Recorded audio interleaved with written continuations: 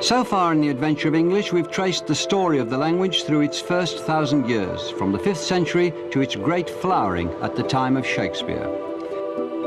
What began as a minor Germanic dialect had come to these shores with the Saxons, endured invasion by Vikings, and 300 years of suppression by Norman French, during which time English virtually went underground. It had even toppled Latin as the language of worship and philosophy, and by the Elizabethan age, English completely dominated this sceptred isle.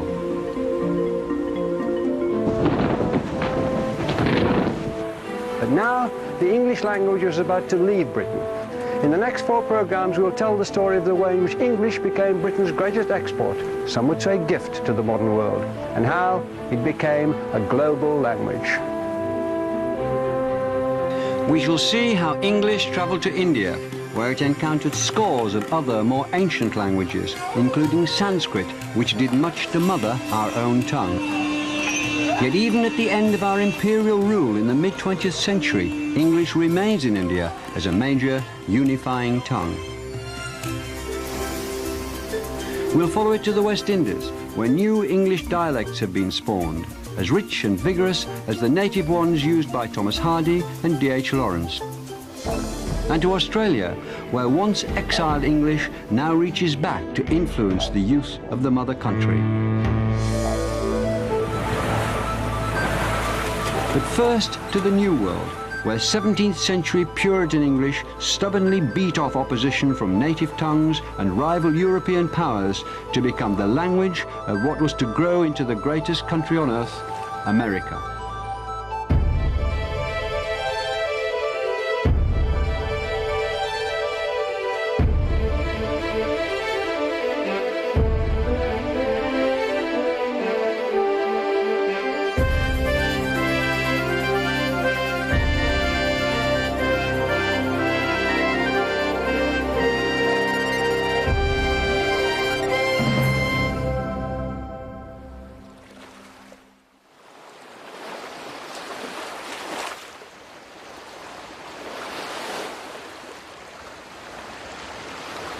This was the newfound land. To the first settlers' eyes, this was a vast and it seemed empty space. And yet it's because of their first determined steps onto this soil nearly 400 years ago that English would one day speak for America.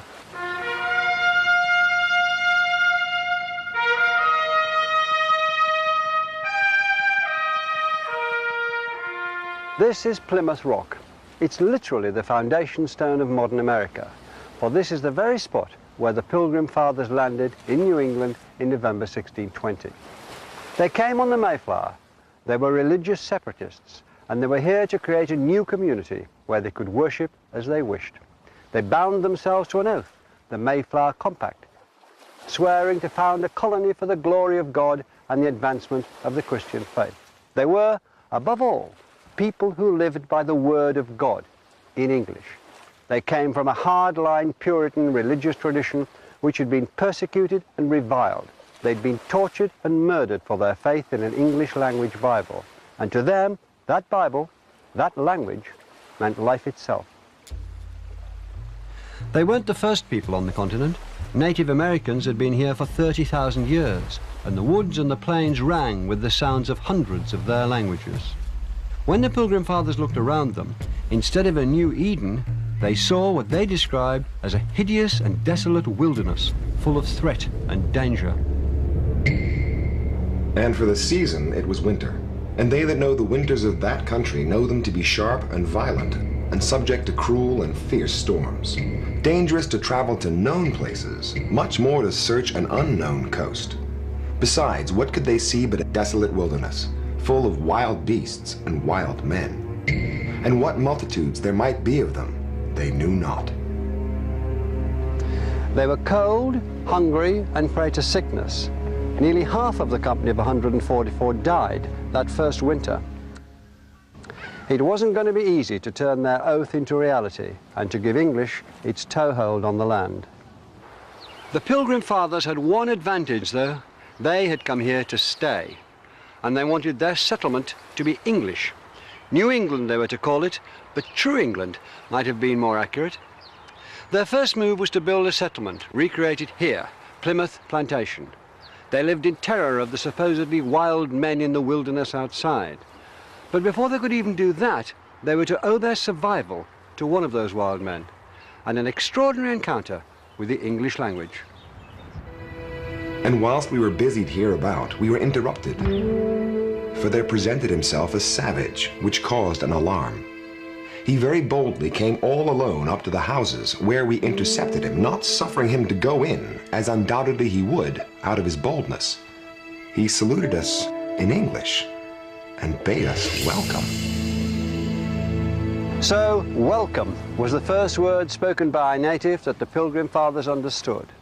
The man who'd come out of the wilderness had picked up some words from the English fishermen who worked the coast. Even more extraordinarily, he was able to introduce them to Tisquantum, or Squanto as he became known.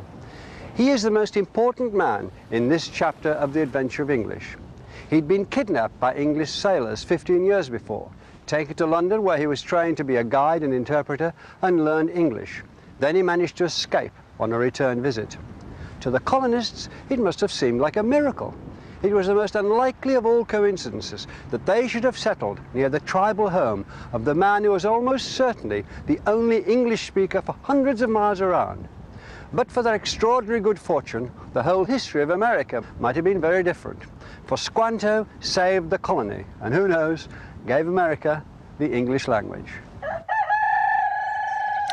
Squanto taught the settlers how to farm the unfamiliar land, and he got them through that terrible first New England winter. It's almost certain that without him, sickness and hunger would have wiped out the settlers.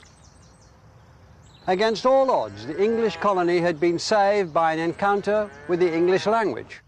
The adventure had planted its roots in American soil.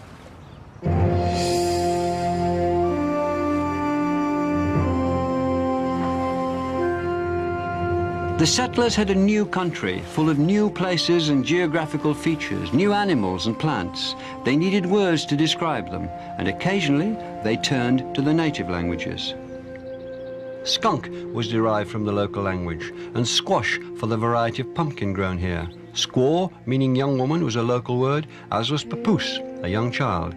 And wigwam was another early borrowing from the local languages. But what's really remarkable is not that these words did enter the English vocabulary, but how few of them there were. For centuries, English had been borrowing words in their thousands from Latin, Danish, French, and every other language it had come into contact with. But here, faced with the richness of an entire continent, the English borrowed words not in thousands, but in handfuls.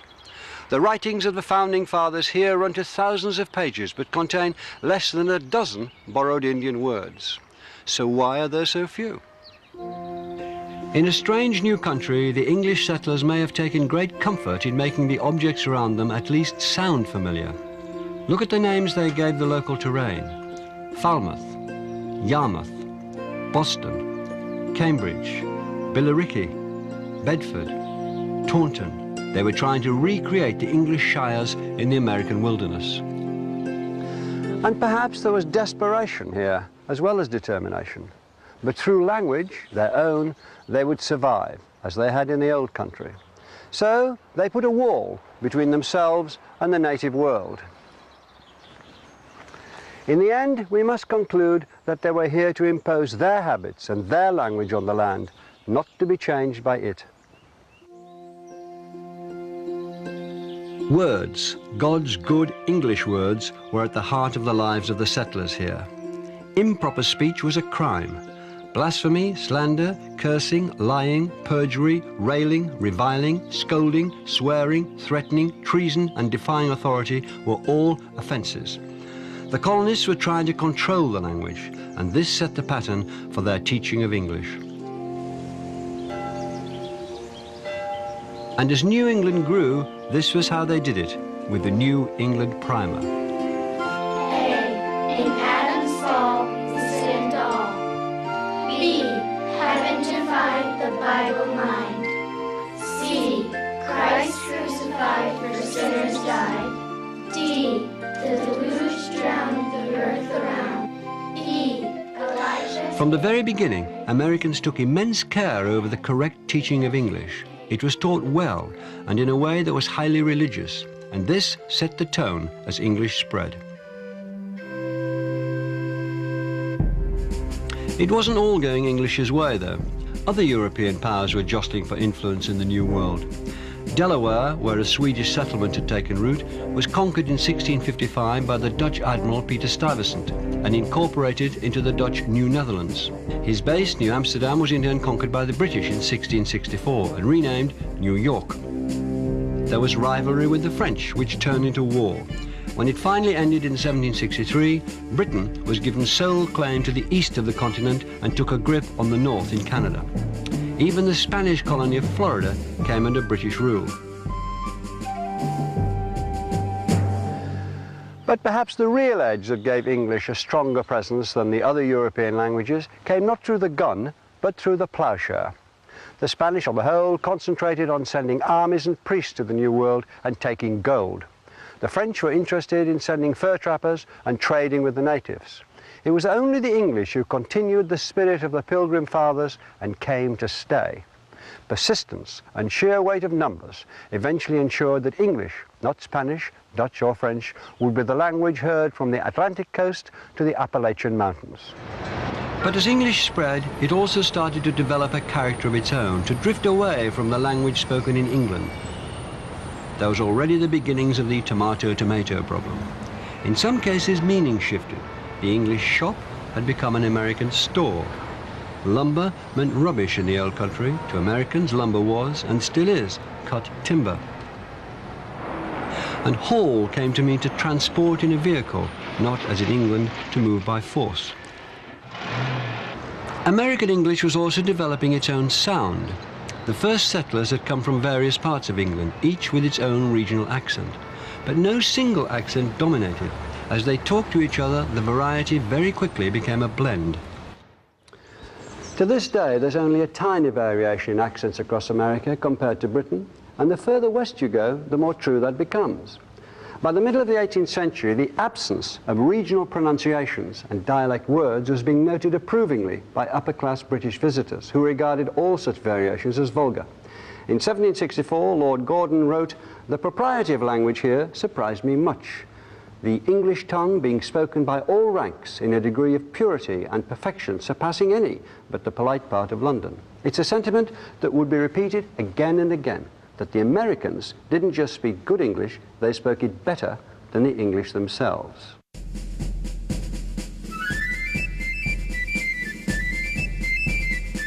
It wasn't only where language was concerned that the colonists began to stand up to the English. Tension was growing between them and the Crown. In 1775, here on this bridge at Concord in Massachusetts, 75 American volunteers confronted 700 British troops. One of them fired what has ever since been called, with a touch of hyperbole, the shot heard round the world. Revolution had begun. A year later, 13 colonies declared their independence and did so in perfect, what we might call classical English. We hold these truths to be self-evident, that all men are created equal, that they are endowed by their Creator with certain unalienable rights, that among these are life, liberty, and the pursuit of happiness. John Adams, who had become the second President of the United States, wrote of a future in which all Americans spoke the language equally well, in which eloquence would be the way to high office, and no one would be excluded because their speech betrayed inferior origins. It was the birth of a democratic ideal that's still part of the American myth, that anyone can become president. Everyone would have a presidential vocabulary and accent. This was no longer the King's English, but perhaps the people's English, and they wanted to set it in stone. This is another foundation of America. Not a rock, but a little blue book. It was written by a schoolteacher called Noah Webster. Through the last years of the 18th century and the 19th century, it was sold in countless general stores like this one, stacked among the tins of molasses and sacks of beans, the snake oils, paraffin lamps and shovels. It soon became known as the American Spelling Book, or the Blue-Backed Speller. It sold at 14 cents a copy, and in its first 100 years it sold 60 million copies, more than any other book in American history with the exception of the Bible. This is one of the most influential books in the history of English. The first word is academic. The first sound is A-C. Ac. Perfect. The next part is D-E-M. Dem. I-C. Ic. All together. Academic. Democratic. D-E-M. The hundreds of words and model sentences in Webster's book have been repeated by millions of children on countless occasions. All together. Democratic. Very nice. And the practice is thought to have changed the sound of the language. To this day, Americans tend to pronounce words with a far more even emphasis than the English, and in particular than the clipped vowels of the English aristocracy, whose influence Webster wanted to oppose. Where the English say cemetery, the Americans have cemetery. English laboratory, American laboratory. But pronunciation wasn't all that he influenced. It was from this book that America learned how to spell. Correct spelling came to be seen as a standard of education and civilization throughout America, and it still is today. And the spelling bee became part of the life of every town and village. This morning we're going to start our spelling lesson with practice for the spelling bee that we're going to be doing. The first word is syllable. Sometimes when you study words, you might break them into a syllable pattern. Webster's book standardized spelling across America, and he also tried to improve on inconsistent and illogical spellings. Correct. The next word is democracy. D-E-M-O-C-R-Y.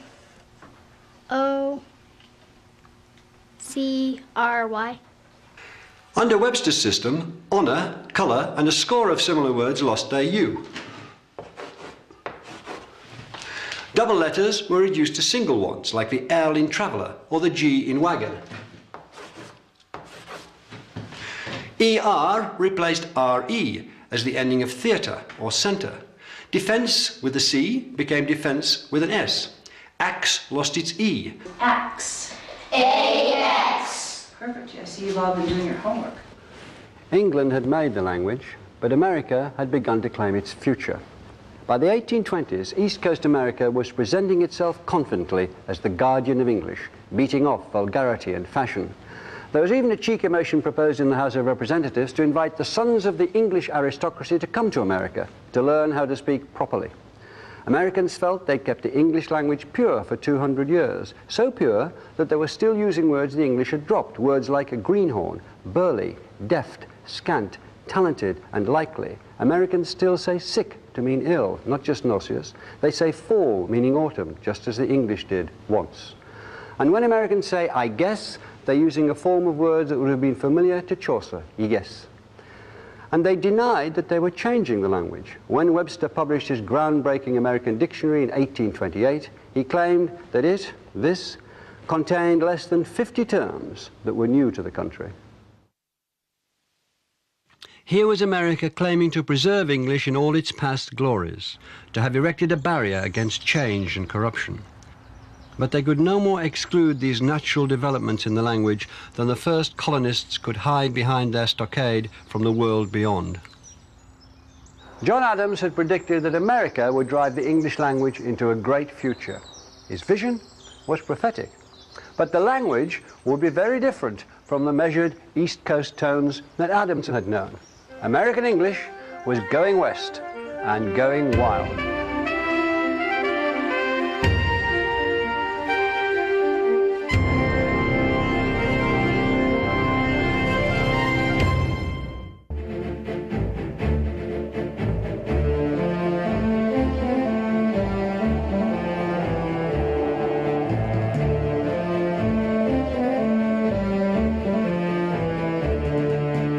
In 1804, the United States purchased what was then called Louisiana from the French for 3 cents an acre and more than doubled the size of the country overnight.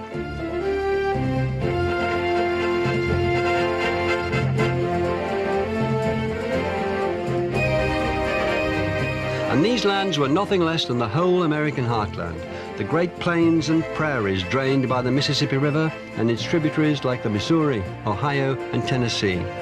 It stretched all the way from New Orleans in the south to the Rocky Mountains and what is today the Canadian border in the north.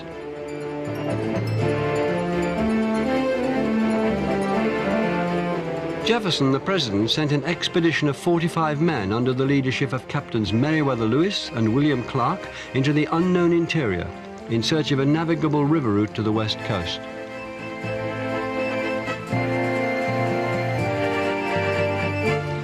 Lewis and Clark's expedition became one of the epic journeys in the history of exploration. It started here in St. Louis, on the great junction where the Mississippi and the Missouri rivers come together. Lewis and Clark were army-trained frontiersmen, backwoods specialists, and because Jefferson insisted on daily journals being kept, their expedition was recorded not in the Puritan language of faith, nor in Webster's urbane prose, but in the practical language of the frontier. And this is crucial, because it marks the beginning not only of the opening of the continent, but of the decline of the East Coast grip on American English.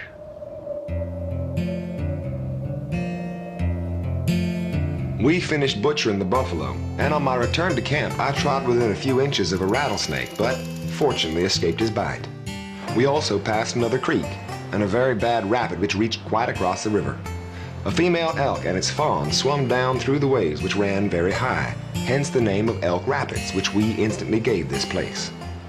Opposite to these rapids there is a high bluff, and a little above on the larboard, a small cottonwood bottom in which we found sufficient timber for our fires and encampment. These are words peculiar to America or in a peculiarly American use. In England, a creek is a tidal inlet. In America, it's broadened its meaning to cover all manner of streams. Adjectives turn into nouns, rapid into rapids. And bluff was coined here to describe flat cliffs. Rattlesnake was another of those descriptive combinations of English words, as was cottonwood. And elk is one of the words imported from England and applied to a different beast. Buffalo, though, had been an English word for over 2 centuries, imported from a Portuguese book about China. Lewis and Clark's journals include not Webster's 50 words peculiar to America, but over 2,000 of them. Most are names of objects, a great catalogue of flora and fauna and man-made items that were new to English eyes.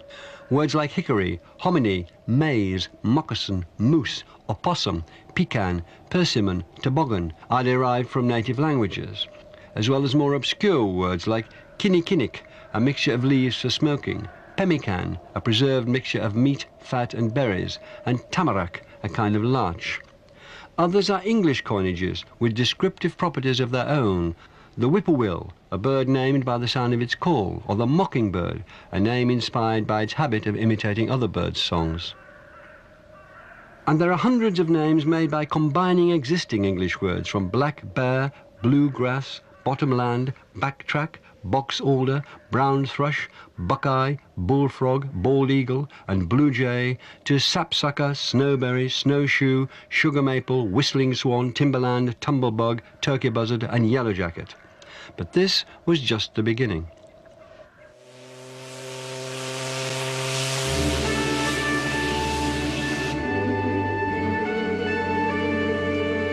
In the wake of Lewis and Clark, the great rivers became America's superhighways. Once, this quayside in St. Louis, the gateway to the west, bustled with scores of paddle steamers taking new settlers to the new lands. This was the hub of the frontier in the 1830s and 40s. The very word immigrant is an American invention. Vast migrations of people had never been a huge factor in the old world, but it was the defining experience of the new one.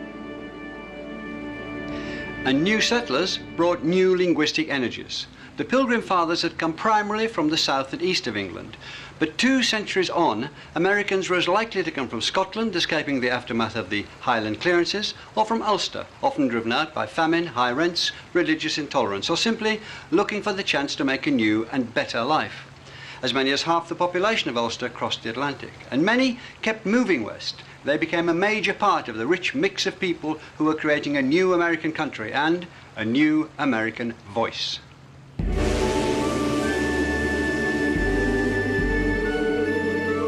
Scots and Irish brought new words and expressions to America. The Scottish verb schoon, meaning to skim over water, took to the sea as a new type of ship, the schooner. The Irish donated the word cabin to name the typical frontier dwelling. They also brought dead, as in dead straight, and the similar use of plumb and right came to America through use by both Scots and Irish, as did the habit of sticking an A on the front of verbs like a-going. The old French presence too is apparent everywhere along the Mississippi. It's there in the place names from New Orleans, Baton Rouge and Lafayette in the south to St. Louis, Cape Girardeau and Belleville further north, and towns ending in the French suffix "ville" are everywhere. Edwardsville, Greenville, Jacksonville, Clarksville. The French gave us the name of one of the great Western institutions, the hotel. America took a word the French had given to a grand private house or a municipal building and turned it into the name of a new invention, a palace for all the people, far grander in ambition than the inns and taverns that offered rest to travellers in England. And their clients were businessmen. In 18th century England, merchants had been described as businessmen, but now the word took on its modern American meaning, the mover and shaker in the worlds of finance and expansion and opportunity.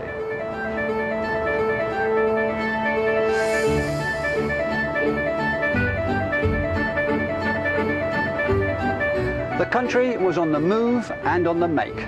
The river teemed with poor migrants, rednecks, who got their name from the way their necks were burnt by the sun as they bent to work in the fields. Because they couldn't afford the steamboat fare, they travelled on rafts, which they steered with oars called riffs, so they were known as the riffraff. On board boats like this one, richer travellers were in turn regarded as highfalutin because of the high fluted smokestacks that carried soot and cinders well away from those passengers, and also perhaps because of the stovepipe hats those dudes wore. They bestrode the Texas deck, the biggest on the boat. Ready to play? Gentlemen, this is 5-card stud. Gambling was a favourite activity among the riverboat passengers. Pass the buck and the buck stops here both come from such card games. The buck was a buckhorn-handled knife passed round to show who was dealing. And they're just the start of the phrases that American gamblers gave to the language in the middle of the 19th century. I'm assuming you have an ace, sir. Deal became part of phrases like square deal, new deal, fair deal, raw deal. Dealer will take 3. Big deal, no big deal. And raise it 3. I'll raise your bid, you bet, put up or shut up, and I'll call your bluff were all first heard around the card table. I'll call you. You have an ace up your sleeve, so you up the ante. Someone throws in his hand, but you keep a poker face. Now the chips are down, but the cards are stacked against you. Someone plays a wild card and scoops the jackpot. Fair keys. Nice. Cheers. Gambling and drinking spread across the West, no surprise there. This was a very different frontier from the original one at Plymouth, and nothing added more slang words and phrases to the language than alcohol. Barroom and saloon both entered the language, soon followed by bartender and set 'em up. Measures like a snifter, a jigger and a finger all came from the bars of America. And bootlegging comes from the practice of hiding a flat bottle of whiskey in the leg of a boot to be sold illegally to the natives. And there were literally hundreds of terms for drunk. Even before the Revolution, Benjamin Franklin listed 229 of them, minted in America, including, he's casting up his accounts, his head is full of bees, he sees the bears, he's cherry merry, he's womble-cropped, he's halfway to Concord, he's ate a toad and a half for breakfast, he's grotable, he's globular, he's loose in the hills, he's intoxicated, he's juicy, he clips the King's English, he sees 2 moons, he's nip-topsical, he's oiled, he's like a rat in trouble, he's double-tongued, he's trammelled, he's got the Indian vapors, he's out of the way, he's very weary. Teetotal was another word that came into the language from the Irish settlers, along with speakeasy, shillelagh and smithereens, yes indeedy and no siree, and later of course came on the wagon.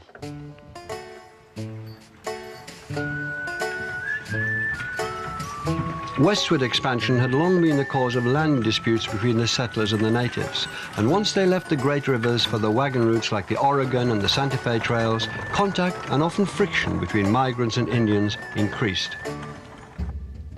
Many of the Indian words that had already come into English reflected this antagonism. Scalp, a good old English noun, had become a far more threatening verb as early as 1693. Tomahawk was another early addition to the language. So were warpath, war whoop, war dance, and long knives, an Indian word for white man, and firewater, the term they gave to alcohol. Phrases like no can do or long time no see are literal translations from Indian languages. The word brave to describe Indian warriors was certainly inherited from the French, and buck, slang for a dollar, derives from buckskin, the standard unit of trade between Europeans and Indians. Conflict with the natives was just one of the hazards faced by the people who went west. Every one of them had an epic journey to tell of the hardships imposed by distance and the weather. Every one had carved a new life out of a landscape made on a scale unknown in Europe. They chose new American heroes for themselves, through whose stories they could distill their own experiences, and they chose them and told tales about them on a grand scale. The most famous of all straddled the gap between fact and fiction, Davy Crockett. He was, as we know from the song, born on a mountaintop in Tennessee. He was the son of a veteran of the Revolution. He became a congressman, famous for his plain speaking, and he died defending the Alamo in Texas in 1836. He was as American as they came, and he became a legend, the king of the wild frontier, the hero of a series of paper-bound books telling exaggerated stories about him. This fictionalized Crockett was the first great exponent of a style of speech as big as the country, called tall talk. When he opened his mouth, he made the forest shake. These is times that come upon us like a whirlwind and an earthquake. They are come like a catamount at full jump. We are called upon to show our grit like a ball lightning against a pine log, to exterminate, mollify, and calumniate the foe. Pierce the heart of the enemy, cram his pesky carcass full of thunder and lightning like a stuffed sausage, and turtle him off with a red-hot poker. And while the stars of Uncle Sam and the stripes of his country wave triumphantly in the breeze, where is the craven, low-lived, chicken-bred, toad-hopping, red-mounted, bristle-headed mother son of ye who will not raise the beacon light of triumph, snouse the citadel of the aggressor, and squeeze ahead to liberty and glory? Confidence bred ornate Baroque words, shebang, shindig, and slumgullion, kaflop, kabang, and kathump. An American need not simply leave hurriedly, he could absquatulate or skedaddle. He didn't just use something up, he exflunkitated it. The language was hunky-dory, rambunctious, splendiferous. Its vigor was in speech, and that habit of coming up with vivid verbal images has left us with many that figure in everyday talk. It's not my funeral if you fly off the handle because you have a chip on your shoulder and an axe to grind. I won't sit on the fence and dodge the issue. I won't fizzle out. I won't crack up. No two ways about it. I'll knuckle down and make the fur fly. I'll go the whole hog and knock the spots out of you, and you'll be a goner. You'll kick the bucket. So face the music. You're barking up the wrong tree. You won't get the drop on me. I'm in cahoots with some people with the know-how. Keep a stiff upper lip and have the horse sense to pull up stakes, okay? Within 2 generations of the opening of Louisiana, the American language had been reborn. No legislator sitting in a library in one of the eastern states could have hoped to arrest its exuberant progress. It's a fact that the biggest author of the language is Anon. This was the democratic language that Adams had foreseen, but democracy meant that everyone threw in their 2 cents worth, and the old conservative values were trampled in the movement west. And never quicker than when gold was discovered in them thar hills.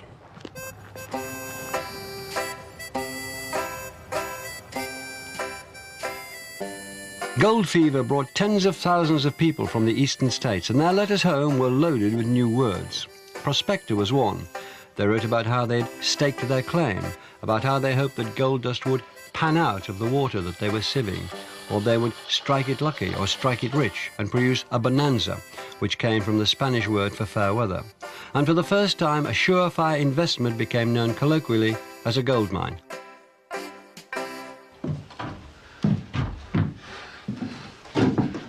And the gold rush gave us 2 words that became far more famous in the 20th century. When a certain Levi Strauss started to make hard-wearing clothes for miners, he used a cloth called jean fustian, originally made in Genoa. Levi's and jeans have been as American as Stars and Stripes ever since.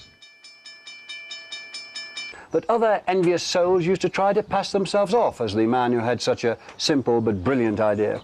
And so he developed the habit of introducing himself to strangers as the real McCoy. He gave the world a catchphrase, and he also gave it the cowboy.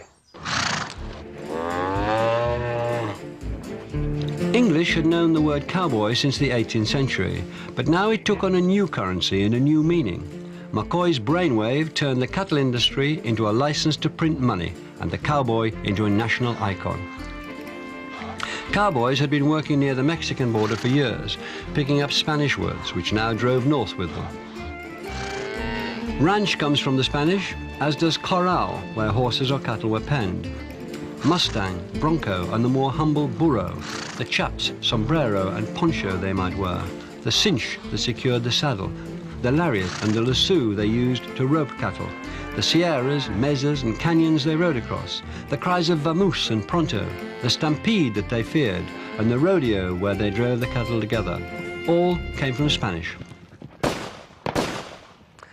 The language of the West has become the standard idea of what American English is like, completely overtaking the proper speech of the East.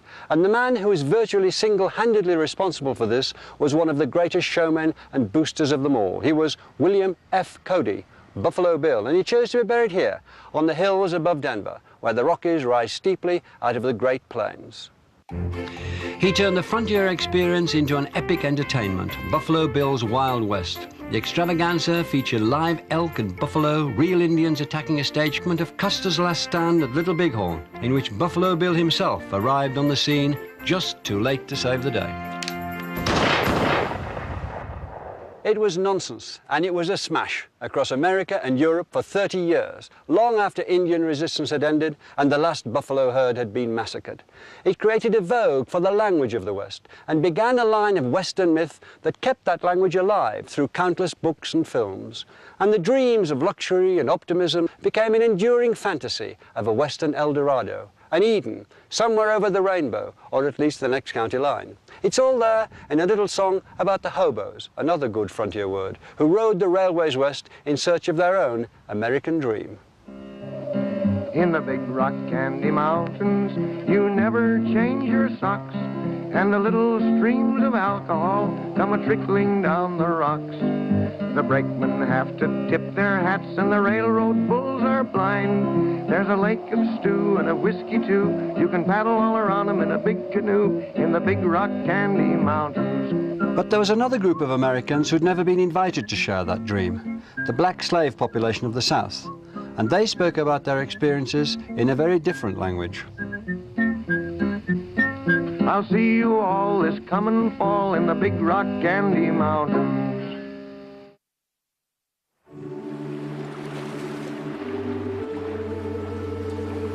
This is Sullivan's Island, a little patch of land in Charleston Harbor off the coast of South Carolina.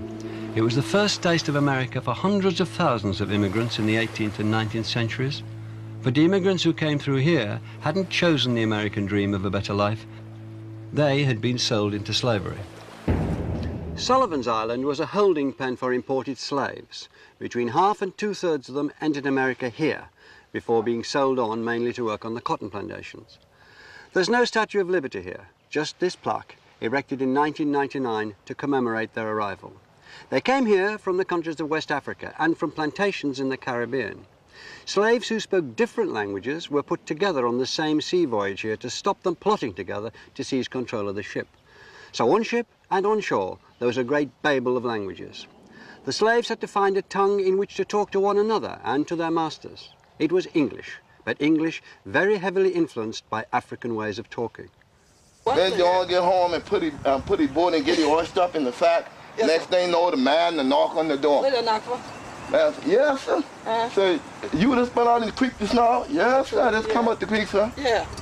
I tell you, you take the gully out of your face and anything, you have a spot of tea.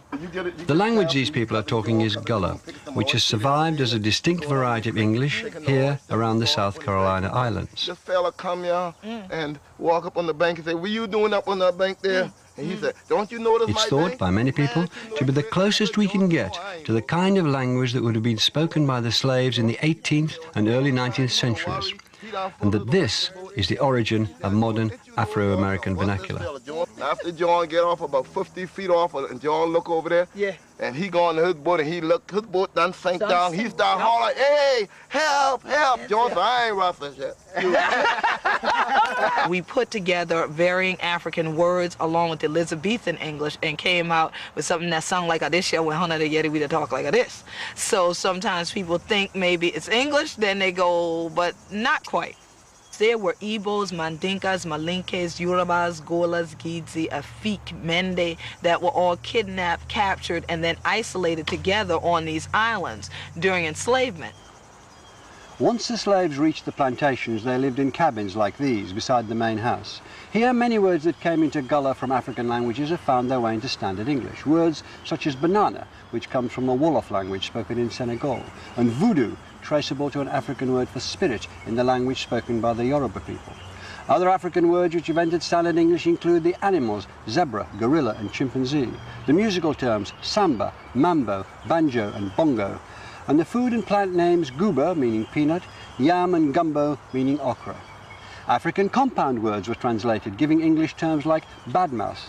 And nitty-gritty originated as a term for the grit that accumulated in the bilges of slave ships.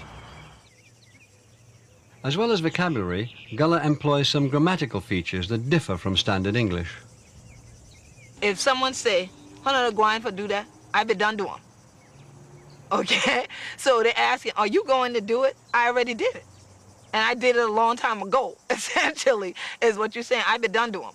I done do that, you see? So if you hear somebody say, I done do that, that means they did it and they did it a long time ago, and why are you asking me it? Oh, again, basically. So it's a lot more going into it. So if someone said, well, Hunter going over there, Hunter done yet, they say you're going over there, I be done yet that, but it done do that too.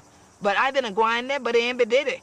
Why Hunter ain't be did it? When I be did it, Hunter ain't be did it, you see? So it's like, well, you were going over there, yeah, I already went there. But when I went, you weren't there. But I was there. But you're right, I wasn't there when you were there. Phrases like these have a rich and economical expressiveness. In other ways, Gullah and other black Englishes have stripped down their grammar. They drop verbs like is, use don't where standard English says doesn't, and omit the apostrophe and s that standard English uses as a sign of ownership. This kind of simplification is common when languages meet and emerge as a new hybrid. It's exactly what happened when Saxons and Danes dealt with each other in England in the 9th century and changed English grammar forever. But in this case, the changes were mistakenly taken by many white observers as evidence that black speakers just hadn't got the intelligence to speak the language properly, that they were simply trying and failing to copy white speech. In fact, they were adding to the language. Now listen, yeah, you know, some people say they're your friend and thing, but they always your friend. Like that bird rabbit, that boy know he ain't nothing to him. You hear what I say? That cutter was slow motion, and that bird rabbit just as slick as him wanna beat. But black speakers had their own tradition of performances that showed just how flexible and expressive their language was. They told stories, and they're still told today. And now Hong Tong come, roof, roof, roof, roof. And oh, I tell you, Brer Rabbit, he'll take off and lickety split. I said, Brer Rabbit is a direct descendant of animal tricksters who feature in African folklore. I say, Brer Rabbit, you to tell the truth, but cutter? He said, yes, sir, ma'am. I said, you lie, ting, ain't no truth in you. Ain't no truth in you, no way. But folktales weren't the only thing that fueled dreams of freedom. With English, the slaves had learned Christianity. White society thought it would teach obedience. The Bible became as central to the lives of the slaves as it had been to the first settlers in New England. But the message they found in it wasn't obedience, it was liberty. Once again, the Bible in English became the book of freedom. Yeah, Jesus calling. Who now want for gold? Yeah, Jesus calling. Whoa, who now want for gold? And he's calling for the sinner. Who now want for gold? Oh, children, who now beg for get ready. Jesus be coming back. Who now want for gold?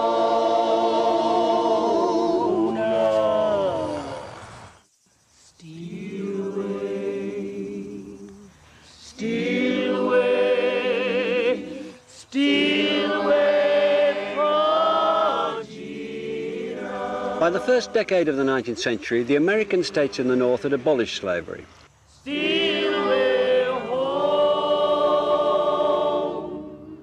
When the blacks of the South sang "Steal Away" or "One More River to Cross" or "Bound for Canaan Land," they were introducing new words and sounds into the language, and they were also singing not just about the next world, but about this one, about the hope of escaping to the North and to freedom. The chains of slavery were rusting, and on the 12th of April 1861, in the early hours of the morning, shots were fired at Fort Sumter in Charleston Harbor, just behind me. This was the start of the American Civil War, which the North, of course, was to win. 4 years later, Confederate forces abandoned Charleston. The Union Army marched in unopposed. They freed the slaves. Glory, glory, The promise in the language of their spirituals had come good for the black people of Charleston. Glory, glory. The American Civil War gave us the phrase, "hold the fort." And the first people to hear anything on the grapevine were in the southern states, where army telegraph lines strung in the trees became so knotted that they were said to look like grapevines. Oh, you got to ask the Lord's forgiveness. There was plenty of resistance to the new order. The Ku Klux Klan, who apparently derived their name from the Greek word kuklos, meaning circle, were formed in the aftermath of the war. They gave English the word bulldozer, originally a bull dose, meaning a dose large enough for a bull. It was a dose of whipping, and it was administered to black people, often fatally. Words like bulldoze are a savage reminder that the end of the war didn't bring the end of segregation and prejudice. In theory, blacks and their language were now free to mix with whites, but in practice, it was only in the 20th century that the mixing of vocabularies really began, that, just like in the plantation houses, white speakers started to ape black speech, and cool was born. And that's a story for a later program. Even after the Civil War, very few white people treated black language with any interest or respect. One who did was a man who'd grown up on the Mississippi and was fascinated by all of its talk, black and white. Luckily for us, he was a genius. When he made writing his profession, he chose as his pen name a call that he'd heard the riverboatmen use to sound a depth of 2 fathoms, Mark Twain. And the river runs through Twain's greatest book, The Adventures of Huckleberry Finn. It's set in the years before the Civil War, and it's the story of a young boy who escapes what he disdainfully calls the civilizing influence of his Aunt Sally. Huck takes to the river on a raft in the company of an escaped slave called Jim. In his introduction, Twain told his readers that he'd taken great pains to capture the different dialects of the river. "A southerner talks music," he once wrote, and when he'd Huck Finn describe life on the river, he found its melody. It's lovely to live on a raft. We had the sky up there all speckled with stars, and we used to lay on our backs and look up at them and discuss about whether they was made or only just happened. Jim allowed that they was made, but I allowed that they happened. I judged it would have took too long to make so many. Jim said the moon could have laid 'em. Well, that looked kind of reasonable, so I didn't say nothing against it, because I seen a frog lay most as many. We used to watch the stars that fell, too, see 'em streak down. Jim allowed that they got spoiled and was hove out of the nest. This is a new voice in the American record, that of the common man and the frontier. English has come a long way from the sober and sacred language that the Puritans had first brought to New England. It has changed its sound, and it has changed its character. Words were no longer solely vehicles for God's truth. There are also words that offended. The East Coast wasn't yet ready to relinquish its self-appointed role as guardian of the language.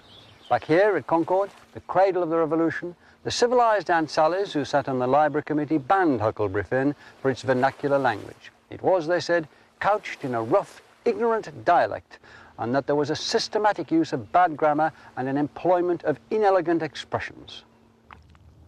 But though the library committee might call Twain's language vulgar, it couldn't ban the vigor of English that had grown up away from the East Coast, American English. Huck's closing words defied their attempts to control it. There ain't nothing more to write about, and I am rotten glad of it, because if I'd have known what a trouble it was to make a book, I wouldn't have tackled it and ain't a-going to no more. But I reckon I got a light out for the territory ahead of the rest. 'Cause Aunt Sally, she's gonna adopt me and civilize me, and I can't stand it. I've been there before.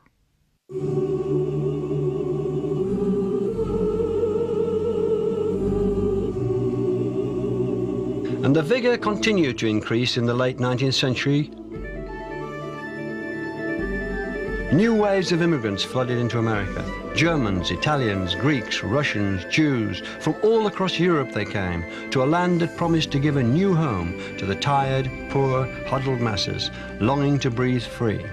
To become American was their dream, and for almost all of them, that meant that they wanted their children to speak the language of the new country. They would power the adventure of English into the 20th century.